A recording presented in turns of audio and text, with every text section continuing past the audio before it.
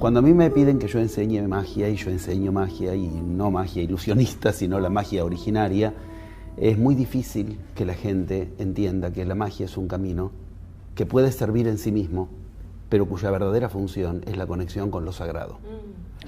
Siempre ante toda gran posibilidad de un cambio surge un contracambio. Correcto. Con respecto a Cristo el cristianismo, con respecto a Buda el budismo, con respecto a Mahoma el islamismo, con respecto a la nueva era el New Age, que reduce al tamaño del yo las cuestiones, a lo que le gustaría al yo, esto lo deja fuera, esto se lo acomoda al yo. Bueno, hay que entender que si uno eligió la encarnación en este tiempo, eligió la gran oportunidad que la humanidad jamás hasta ahora tuvo, el cambio de era.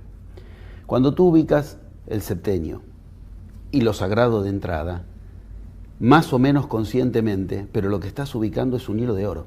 En el método de la magia, el séptimo paso es eso. Es el momento en el cual se va a definir si entraste o no entraste a la magia.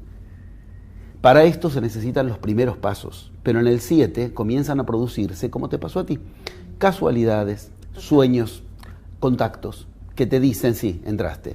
Y uno dice, ya entré a la magia, ¿para qué tengo 4 pasos más? Claro. Ya está, listo. Ahí está lo sagrado. Empieza desde ese paso en adelante.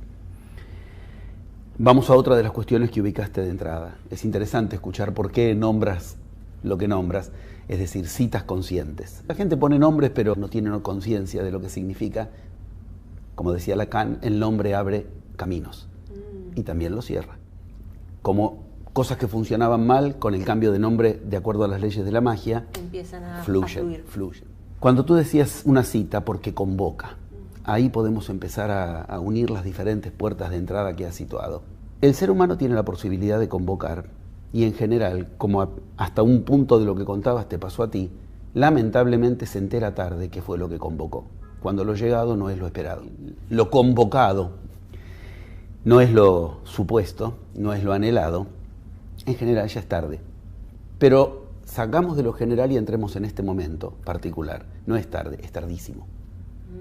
Cuando estamos hablando del 2012, hay que entender que la entrada en juego es de algo que a los humanos nos fue negado durante 25.928 años.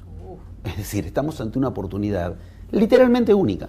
Y cuando ocurrió antes, el grado de conciencia de la humanidad tampoco permitió aprovecharlo. ¿De qué hablamos? Que la humanidad sigue, como decíamos, en tinieblas, sin idea de qué es lo que convocó cuando decidió encarnarse ahora.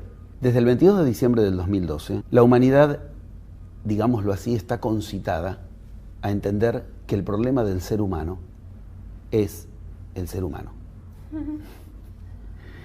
Esto de entrada en todas las profecías está claro. Se abre una puerta y uno tendrá que elegir. ¿Se conforma con lo humano o va más allá de lo humano? Todos los iniciados nos empujaron hacia ir más allá de lo humano. Venimos a resolver el hecho de ser humanos. Nos solazamos, los humanos, en lo humano. ¿Qué humano? ¿Qué? Y lo tomamos como adjetivo calificativo, a contramano de lo que trataron de enseñarnos los que, por decirlo así, no se conformaron con lo humano, por el motivo que fuera. Un Cristo, un Buda, un Mahoma, un Lao Tse, un Milarepa. Ninguno habló desde lo humano nada más. Claro. Todos tuvieron que atravesar lo humano, pero eligieron aquello que de entrada te pone en contra de lo humano.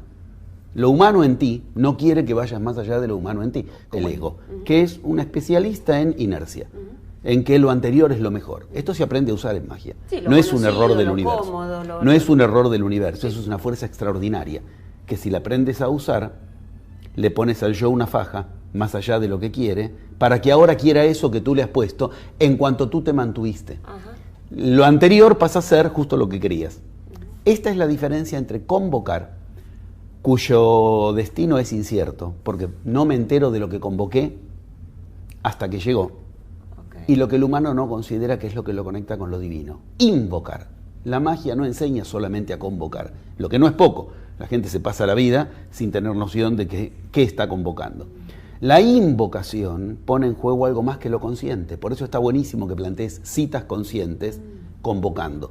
Pero también podemos invocar con citas inconscientes. Porque finalmente el que gana la partida es el inconsciente. En la pulseada entre lo convocado conscientemente en las citas y lo invocado inconscientemente, más allá de lo que creo que cito, la que siempre gana la partida es el inconsciente.